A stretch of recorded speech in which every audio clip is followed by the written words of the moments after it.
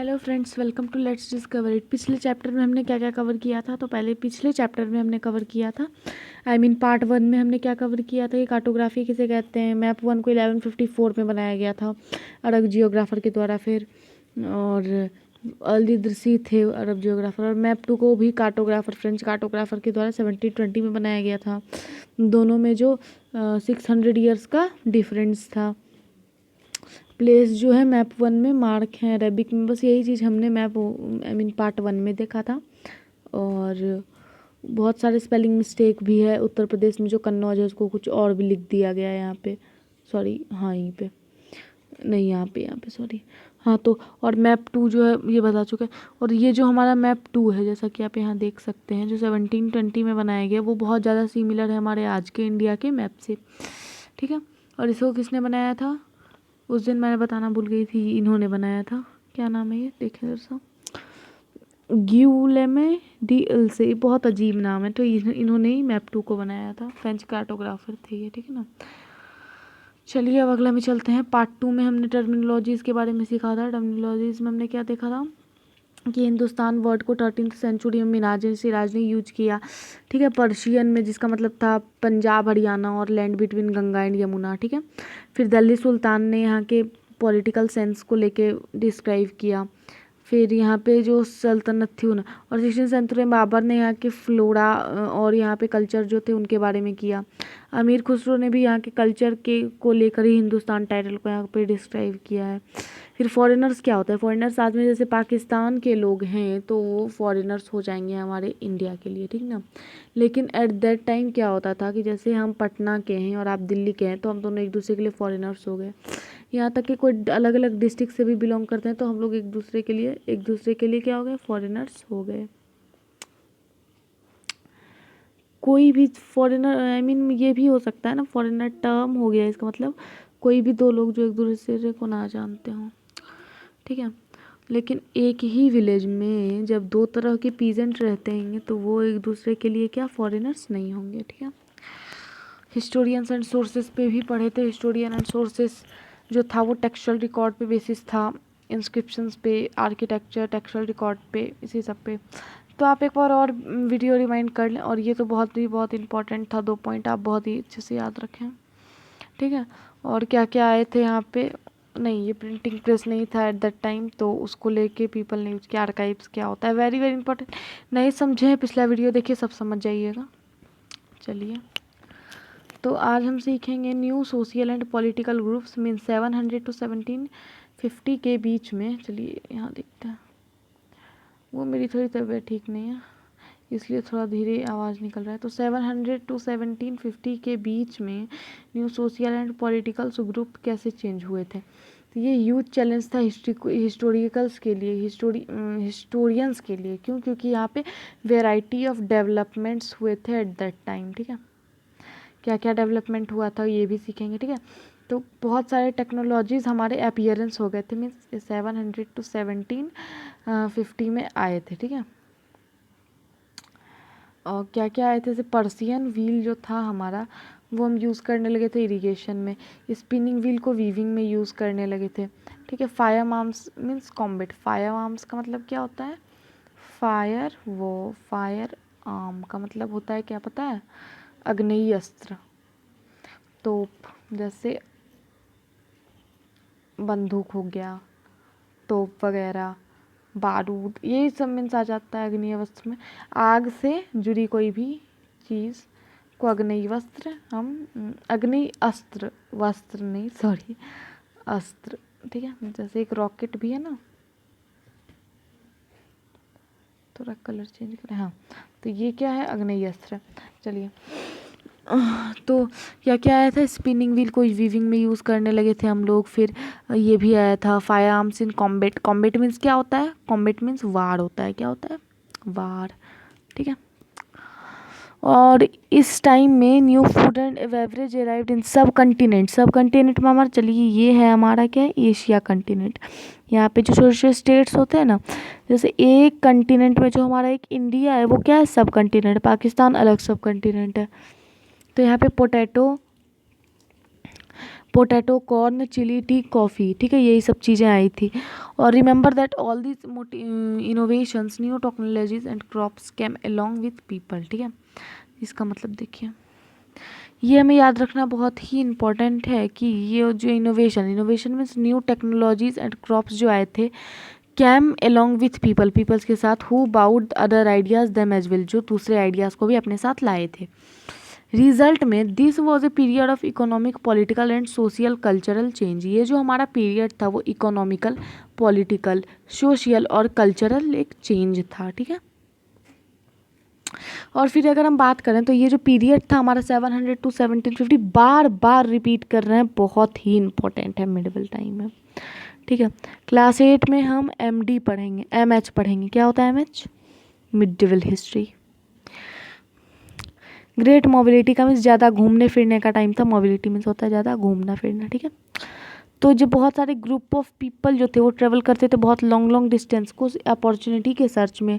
फिर the sub continent जो होता है वो हेल्ड होता था emergence of wealth and the possibility for people to carve fortune. Once group people who become important this group were Rajput, ठीक है। तो बहुत सारे ग्रुप्स जो थे यहाँ पे जिन्होंने अपना मीन्स जो पॉपुलर हुए, जो बहुत ही ज़्यादा इंपॉर्टेंट हुए, तो वो राजपूत थे। इसका मतलब होता था क्या? राजपुत्र मीन्स राजा का सन, राजा का बेटा, ठीक है। The son of ruler. Between the 8th and the 14th century the term was applied more generally to a group of warriors who claimed Kshatriya caste status, ठीक है। तो बहुत बहुत इम्पॉर्टेंट है यहाँ पे कि 18th और 14th सेंचुरी में ये जो टर्म था वो अप्लाई किया गया था बहुत जनरली, बहुत सारे ग्रुप ऑफ पीपल पे जो वॉरियर्स थे, बहुत ही इंपॉर्टेंट है कि जो वॉरियर्स थे, ठीक है,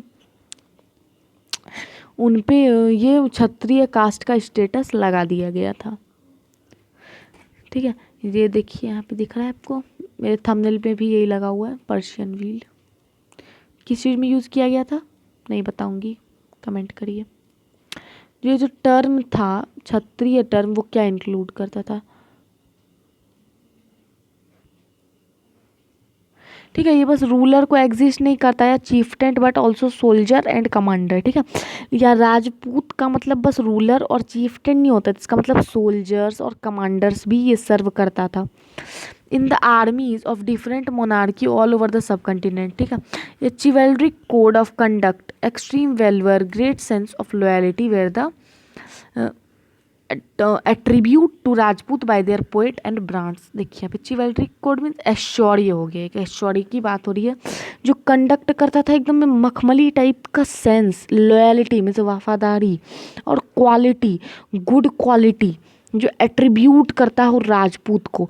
ये सब चीज़ें किसने कही है? ये पोएट ने कही है, लिखा गया है, ठीक ना।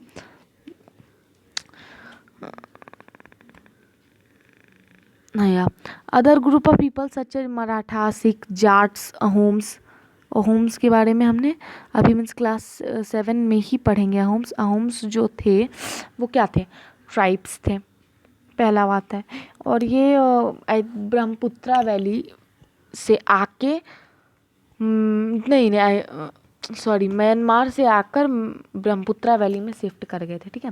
जैसे कि हमारा सदर्न पार्ट है ना, इंडिया का ये सदर्न पार्ट है, ये म्यांमार है, तो वो यहाँ पे शिफ्ट हो गए थे। मैप पे बड़ा सा होम्स आपको कभी दिखाऊंगी मैं चैप्टर 7 में जब हम जाएंगे, ठीक है। तो बहुत सारे अलग थे, जैसे मराठा, सिख, जट, अहोम, ये सब अलग अलग ग्रुप थे। एक caste of scribes and secretaries, ये सब जो थे वो क्या काम करते थे? सेक्रेटरीज का नहीं तो स्क्राइब थे, मीन्स लेखक थे।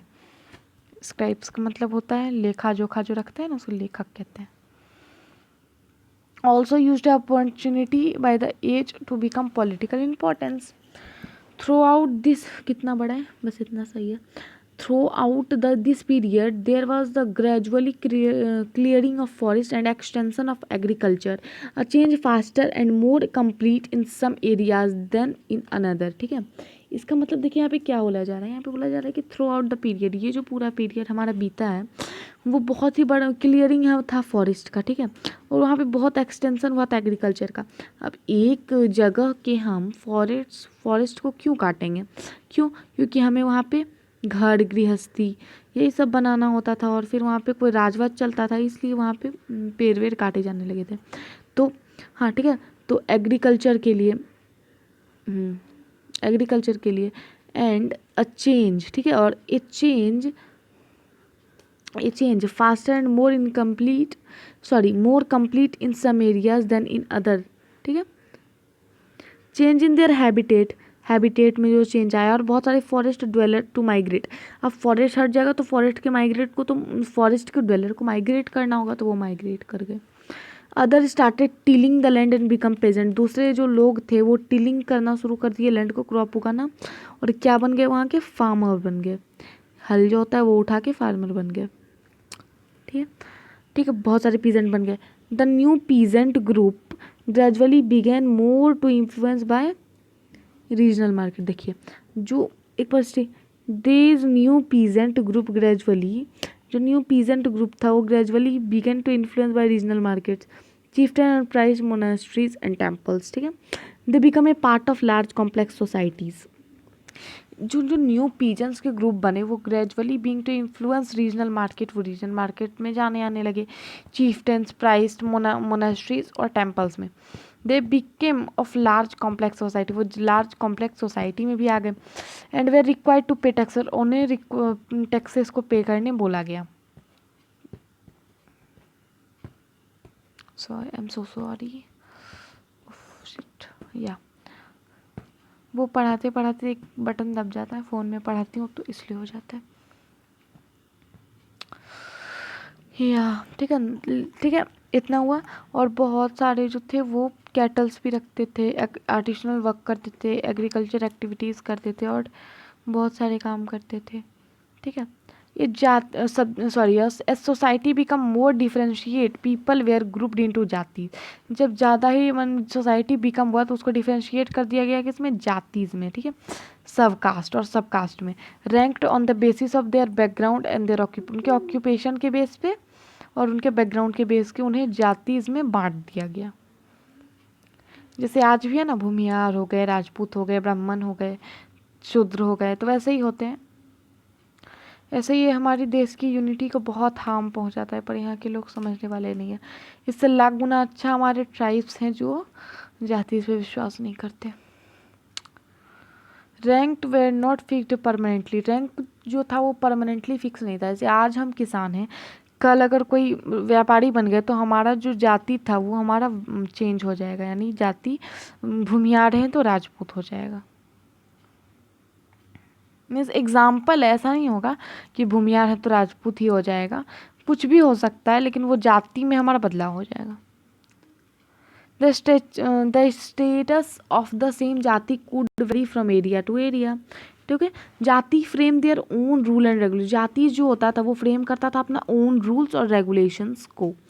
Manage to conduct of their members, these regulate were imposed by and assembly of elders, ठीक है ना। ये सारी चीज़ें एक इल्डर्स की असेंबली हुई थी, जो बड़े होंगे ना जो उनकी असेंबली बैठा कर ये सारी चीज़ें की जाती थी।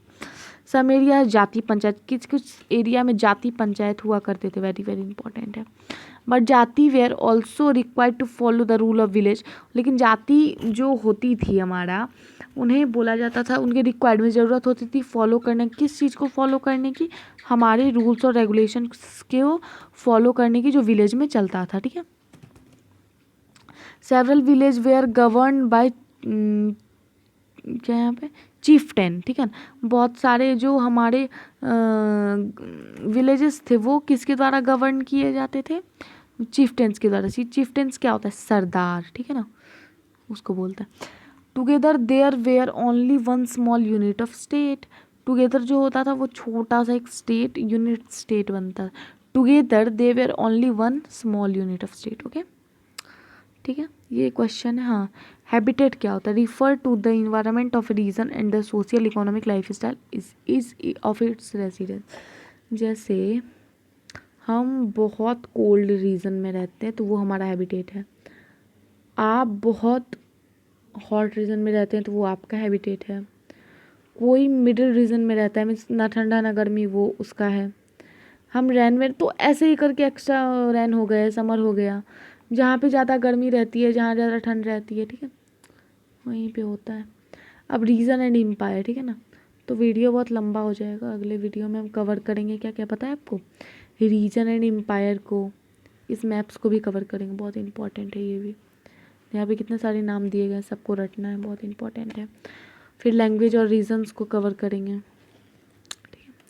और क्या है या, और ओल्ड एंड न्यू रिलीजन को अगले वीडियो में कवर करेंगे। मीन्स 2 वीडियो और इस चैप्टर का बनेगा, फिर ये वीडियो हमारा ख़त्म हो जाएगा। और इसका क्वेश्चन आंसर हम आपके साथ शेयर कर चुके हैं, देखिए। फिर यहाँ पे जो कीवर्ड्स आते हैं लास्ट में, ये भी आपको लिखना बहुत ही ज़रूरी है, इसका डेफिनेशन भी हम डाल देंगे, ठीक है। तब तक के लिए thank you. Stay home, stay healthy, घर से बाहर ना निकलें, घर की चीज़ों के साथ स्वस्थ रहें, और आप अपने और अपने परिवार का ख्याल रख सकते हैं बस एक मास्क बांध कर, ठीक है।